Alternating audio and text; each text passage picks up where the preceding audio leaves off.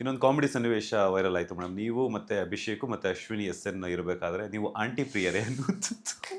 ಇಲ್ಲ, ಅವ್ನು ನಂಗೆ ತುಂಬ ನಿಮ್ಮ ಡ್ರೆಸ್ಸಿಂಗ್ ಸೆನ್ಸ್ ತುಂಬ ಚೆನ್ನಾಗಿದೆ ಜಾನ್, ವಾವ್ ಹಂಗೆ ಹಿಂಗೆ ಅಂತ ಹೇಳುವಾಗ ನನಗೆ ಅಲ್ಲಿ ಆಶ್ ಅಂತ ಕರಿತಾ ಹ್ಮ್ ಇದ್ದೀನಿ ಅವಳ. ಆಶ್ ತುಂಬ ರೇಗಿಸ್ತಾ ಇದ್ಲು, ಓ ಏನ್ ಅಭಿ ಹಂಗೆ ಇದ್ಕೊಡ್ತೀಯ ಹಂಗೆ ಹಿಂಗೆ ಅಂತ. ಆ್ಯಕ್ಚುಲಿ ನನಗೆ ಮದುವೆ ಆಗಿ ಮಗೋಯ್ತು, ಅವ್ನು ಚಿಕ್ಕೋನಲ್ವಾ ಅಭಿ, ಹ್ಮ್ ಅದಕ್ಕೋಸ್ಕರ ನನ್ಗೆ ಯಾಕೆ ಇಷ್ಟು ಕಾಂಪ್ಲಿಮೆಂಟ್ ಕೂಡ ಅದು ತಮಾಷೆಯಾಗಿ ನಾನು ಹೇಳಿದ್ದು. ಆಶ್ ತುಂಬ ರೇಗಿಸ್ತಾ ಇದ್ಲು ಅಭಿಗೆ, ಅಭಿ ಎಲ್ಲರಿಗೂ ಹಂಗೆ ಮಾಡ್ತಿದ್ದ ಬಿಡಿ, ಇಲ್ಲ ನನಗೊಬ್ಳಿಗೆ ಅಂತ ಏನಲ್ಲ. ಸೊ ನಾನು ಅವಾಗ ಹಂಗೆ ಅಂದೆ, ಅದೇ ಸ್ವಲ್ಪ ಟ್ರೋಲ್ ಆಗಿದೆ ಅಂತ ಹೇಳಿದ್ರು. ನಿಮ್ಮ ಪ್ರಕಾರ ಸ್ಟ್ರಾಂಗೆಸ್ಟ್ ಕಂಟೆಸ್ಟೆಂಟ್ ಯಾರು, ತುಂಬಾ ವರಸ್ಟ್ ಕಂಟೆಸ್ಟೆಂಟ್ ಅಂದ್ರೆ ಯಾರು ಅಂತ? ಸ್ಟ್ರಾಂಗೆಸ್ಟ್ ಅಂದರೆ ಗಿಲ್ಲಿ ಆ್ಯಂಡ್ ಅಶ್ವಿನಿ, ಅದಾದ್ಮೇಲೆ ರಕ್ಷಿತಾ, ಇನ್ನು ಉಳ್ದವರೆಲ್ಲ ವರ್ಸ್ಟ್. ವರಸ್ಟ್. ಹ್ಮ್ ಓಕೆ, ಯಾರು ವೀಕೆಸ್ಟ್. ವೀಕೆಸ್ಟ್? ಹ್ಮ್ ಓಕೆ, ನಿಮ್ಮ ಪ್ರಕಾರ ಯಾರು ತುಂಬಾ ಮೈಂಡ್ ಗೇಮ್ ಅಥವಾ ಸ್ಟ್ರಾಟಜಿ ಮಾಡ್ತಿದ್ದಾರೆ ಅಂತ? ಆ, ರಕ್ಷಿತಾ ಆ್ಯಂಡ್ ಗಿಲ್ಲಿ. ಹೊರಗಡೆ ಬಂದಮೇಲೆ ಅವರ ಸೋಷಿಯಲ್ ಮೀಡಿಯಾದಲ್ಲಿ ಅವರ ಬಗ್ಗೆ ಮಾತನಾಡ್ತಿರುವಂಥದ್ದಾಗಿರ್ಬೋದು, ಇಷ್ಟೊಂದು ಕ್ರೇಜ್ ಉಟ್ಕೊಂಡಿರೋದ್ರ ಬಗ್ಗೆ ಏನಾದರೂ ಹೇಳೋದಾದ್ರೆ, ಗಿಲ್ಲಿ ಬಗ್ಗೆನಾ? ಗಿಲ್ಲಿ ಅಥವಾ ರಕ್ಷಿತಾ ಇಷ್ಟೊಂದು, ಯಾಕಂದ್ರೆ ಸಾಕಷ್ಟು ಜನ ಸೋಷಿಯಲ್ ಮೀಡಿಯಾದಲ್ಲಿ ಗಿಲ್ಲಿ ಗಿಲ್ಲಿ ಅಂತ ಹೇಳಿ ಕಮೆಂಟ್ಸ್ ಹಾಕುವಂಥದ್ದು, ಅವ್ರು ಸಪೋರ್ಟ್ ಮಾಡುವಂಥದ್ದಾಗಿರ್ಬೋದು ವ್ಯಕ್ತಪಡಿಸ್ತಾ ಇದ್ದಾರೆ. ಸೊ ಅದ್ರ ಬಗ್ಗೆ ಹೇಳೋದಾದ್ರೆ ನನ್ಗೇನು ಅನ್ಸಲ್ಲ, ಇಟ್ಸ್ ಕಾಮನ್. ಯಾಕಂದ್ರೆ ಪ್ರತಿ ಸಲ ಬಿಗ್ ಬಾಸ್ ಅಂತ ಬಂದಾಗ ಅದ್ರ ಹವಾ ಫೀವರ್ ಹೈಯೇ ಇರುತ್ತೆ. ಹಿಂದೆ ನೀವು ಡ್ರೋನ್ ಪ್ರತಾಪ್ ಎಲ್ಲ ತಗೋಬಹುದು, ಅವ್ರಿಗೆಲ್ಲ ಹೆಂಗೆ ಒಂದ್ ಲೈಕಿಗೆ ಲಕ್ಷ ಕಮೆಂಟು, ಅವ್ರು ಸಾರಿ ಕೇಳೋ ತನಕ ಬಿಡಿ, ಇಶಾನಿಗೆಲ್ಲ ಅದೆಲ್ಲ ನೋಡಿದ್ವಿ ನಾವು. So every time big boss ಬಂದಾಗ ಆ ಫೀವರು, ಆ ಒಂದು ಕ್ರೇಜ್ ಹೈಯಲ್ಲಿ ಇದ್ದೇ ಇರುತ್ತೆ. ಸೊ ಹಾಗಾಗಿ ನನಗೆ ಅದೇನು ಸರ್ಪ್ರೈಸ್ ಅಂತ ಏನು ಅನ್ನಿಸ್ತಾ ಇಲ್ಲ. ನೆಕ್ಸ್ಟ್ ಸೀಸನ್ ಬರೋ ತನಕ, ನೆಕ್ಸ್ಟ್ ಸೀಸನ್ ಇನ್ಯಾರೋ ಇಷ್ಟಪಟ್ಟಾಗ ಅವ್ರಿಗೂ ಹಿಂಗೆ ಮಾಡ್ತಾರೆ, ಆದರೆ ನೆಕ್ಸ್ಟ್ ಸೀಸನ್ ಅವ್ರನ್ನ ಬಿಡ್ತಾರೆ, ಹಾಗೆ ಅದು ಕಂಟಿನ್ಯೂ ಆಗುತ್ತೆ.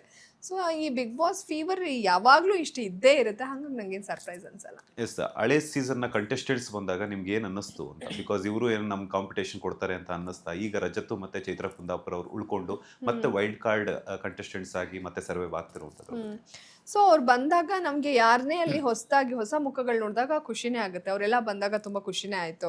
ಅವ್ರನ್ನೆಲ್ಲ ತುಂಬ ಚೆನ್ನಾಗಿ ಟ್ರೀಟ್ ಮಾಡಿದ್ವಿ, ಚೆನ್ನಾಗಿ ಅಡುಗೆ ಮಾಡಿಕೊಟ್ವಿ, ಅವರು ಎಲ್ಲ ತಿಂದು ತುಂಬ ಖುಷಿ ಪಟ್ಟರು. ಆಮೇಲೆ ಸಣ್ಣ ಪುಟ್ಟ ಗಿಲ್ಲಿ ಜೊತೆನೂ ಅದೆಲ್ಲ ಜಗಳ ಆಯಿತು, ಅದು ಬೇಜಾರು ಮಾಡಿಕೊಂಡ್ರು.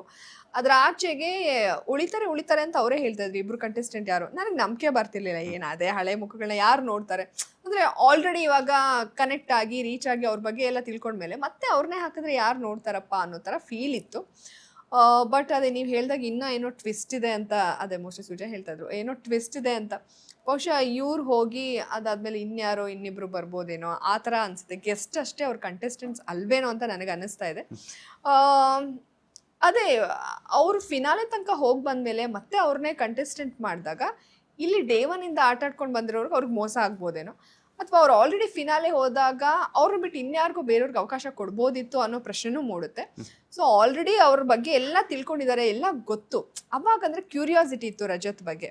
ಇವಾಗ ಕ್ಯೂರಿಯಾಸಿಟಿ ಇಲ್ಲ, ಎಕ್ಸ್ಪೆಕ್ಟೇಷನ್ಸ್ ಬೀಳಾಗಿದೆ. ಇವ್ರು ಬಂದಮೇಲೆ ಇನ್ನೇನು ಮಾಡ್ಬೋದು, ಆ ಸೀಸನಲ್ಲಿ ಅಷ್ಟೆಲ್ಲ ಆಯಿತು, ಏನು ಮಾಡ್ಬೋದು, ಇಲ್ಲಿ ಇವರ ಆಟದಿಂದ ಇಲ್ಲೇನಾದ್ರು ಇಂಪ್ಯಾಕ್ಟ್ ಆಗ್ಬೋದಾ, ಈ ಆಟಗಾರರು ಏನಾದ್ರು ಬದಲಾಗ್ಬೋದಾ, ರಜತ್ ತುಂಬ ಲೌಡ್ ಇರೋದ್ರಿಂದ ಇವ್ರುಗಳು ಇನ್ನೊಂದು ಸ್ವಲ್ಪ ಲೌಡ್ ಆಗ್ಬೋದಾ, ಆ ಥರದ್ದೊಂದು ಎಕ್ಸ್ಪೆಕ್ಟೇಷನ್ಸ್ ಬಿಲ್ಡ್ ಆಗಿದೆ ಹೊರತು ಕ್ಯೂರಿಯಾಸಿಟಿ ಅನ್ನೋದಿಲ್ಲ. ಯಾಕಂದರೆ ಎಲ್ರಿಗೂ ಗೊತ್ತು ರಜತ್ ಹೇಗೆ, ಚೈತ್ರ ಹೇಗೆ ಅಂತ.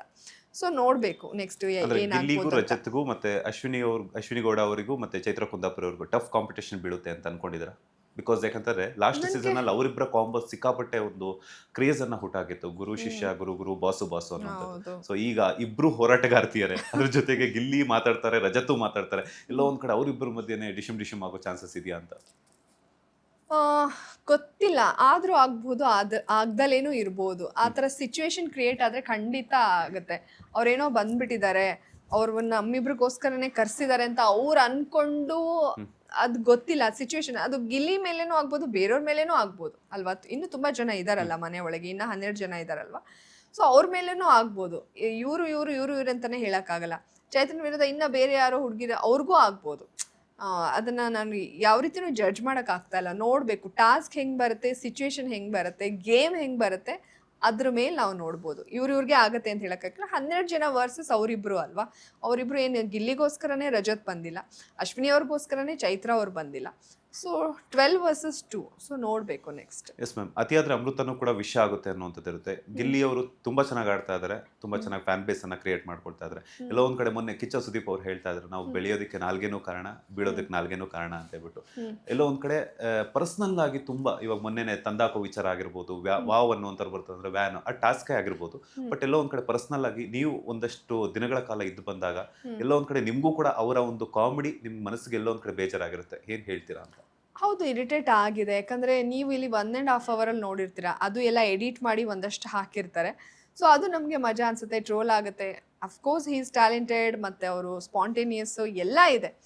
ಬಟ್ ಒಳಗಡೆ ಇದ್ದಾಗ ನಮಗೆ ಪದೇ ಪದೇ ಸುಮ್ಮನೆ ಟ್ರಿಗರ್ ಮಾಡೋದು, ನಮ್ಮ ಸುಮ್ಮನೆ ಕೂತಿದ್ದಾಗ್ಲೂ ಎಳೆದು ಮಾತಾಡ್ಸೋದು, ಅಥವಾ ಇನ್ನೇನೋ ಡಿಗ್ ಮಾಡೋಕ್ಕೆ ಬರೋದು ಬಂದಾಗ ಸ್ವಲ್ಪ ಇರಿಟೇಟ್ ಆಗುತ್ತೆ. ಮತ್ತು ಕೆಲವೊಂದು ಕಾಮಿಡಿ ಓಕೆ, ನಾವು ಹೋಗ್ಲಿ ಬಿಡು ನಮ್ಮ ಹುಡುಗ ಅಂದ್ಕೊಂಡು ಸಹಿಸ್ಕೊಂಡಿರ್ತೀವಿ, ಆದರೆ ಎಲ್ಲರೂ ಸಹಿಸಲ್ಲ. ಏನಿದು ಹಿಂಗೆ ಬರ್ತಾನಲ್ಲ ನಮ್ಮ ವಿಚಾರಕ್ಕೆ, ಕಾಮಿಡಿ ಎಷ್ಟು ಬೇಕೋ ಅಷ್ಟು ಮಾಡಬೇಕು, ಅದನ್ನು ಬಿಟ್ಟು ಈಗ ನಿಮ್ಮನ್ನೇ ಇಟ್ಕೊಂಡು ಸೊ ನಿಮ್ಮ ಒಂದು ಏನೋ ಪರ್ಸನಾಲಿಟಿ ಸೈಲೆಂಟ್ ಆಗಿದ್ರೆ ಅದಕ್ಕೊಂದು ಹೇಳೋದು, ಮಾತಾಡಿದ್ರೆ ಅದಕ್ಕೊಂದು ಹೇಳೋದು, ಪದೇ ಮಾಡ್ತಾಯಿದ್ರೆ ಇರಿಟೇಟ್ ಆಗುತ್ತೆ. ಅದು ಒಳಗಡೆ ನಾವು 24/7 ನೋಡೋದ್ರಿಂದ ನಮ್ಗೆ ಇರಿಟೇಟ್ ಆಗಿದ್ದಿದೆ. ಸೊ ಆಚೆ ಕಡೆ 1.5 ಅವರ್ ಅದು ಎಂಟರ್ಟೈನಿಂಗ್ ಆಗಿ ಕಾಣಿಸ್ತಾ ಇದೆ. ಈಗ ನಾವು ಬಿಡಿ 60 ದಿನಕ್ಕೆ ಈಗ ಬಂದು ಹಿಂಗೆ ಹೇಳ್ತಿದ್ದೀವಿ, ಗೆಸ್ಟ್ಗಳು ಬಂದವರು ಅವರು ಅಯ್ಯೋ ಆಚೆ ಕಡೆಯಿಂದ ಫ್ಯಾನ್ ಆಗ್ಬಿಟ್ಟಿದ್ವಿ, ನೋಡಿ ಇಲ್ಲಿ ಒಳಗಡೆ ಬಂದಾಗ ಇರಿಟೇಟ್ ಆಗ್ತಾ ಇದೆ ಕಣೋ, ನಿಜವಾಗ್ಲೂ ನೀನು ಇರಿಟೇಟ್ ಆಗ್ತಾ ಇದೆಯಾ ಅಂತಾನೆ ರಜತ್ ಹೇಳಿದ್ರು. ಸೊ ಅದನ್ನು ಹತ್ತಿರದಿಂದ ನೋಡಿದಾಗಲೇ ಗೊತ್ತಾಗೋದು ಏನು. ಲೇಟೆಸ್ಟ್ ಹಾಗೂ ಇಂಟ್ರೆಸ್ಟಿಂಗ್ ಸುದ್ದಿಗಳಿಗಾಗಿ ಬಾಸ್ ಟಿವಿ ಕನ್ನಡ ಚಾನೆಲ್ನ ಸಬ್ಸ್ಕ್ರೈಬ್ ಮಾಡಿ, ಹಾಗೆಯೇ ಬೆಲ್ ಐಕಾನ್ ಪ್ರೆಸ್ ಮಾಡಿ. ಇದರ ಜೊತೆಗೆ ಫೇಸ್ಬುಕ್, ಇನ್ಸ್ಟಾಗ್ರಾಮ್, ಎಕ್ಸ್ನಲ್ಲೂ ಮಿಸ್ ಮಾಡದೆ ಫಾಲೋ ಮಾಡಿ.